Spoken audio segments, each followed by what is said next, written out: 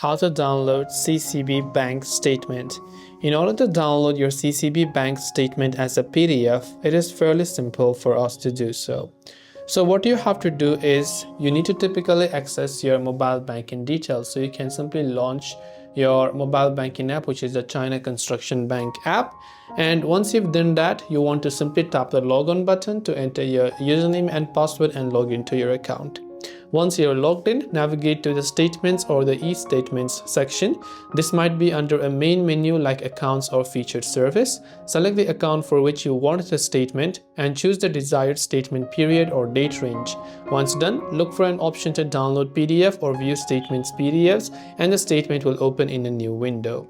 This way you will be able to download CCB bank statements. I hope this video helped you out, and if you have any questions, do feel free to leave them down below. As always, thank you for watching till the very end, and see you soon in the next video.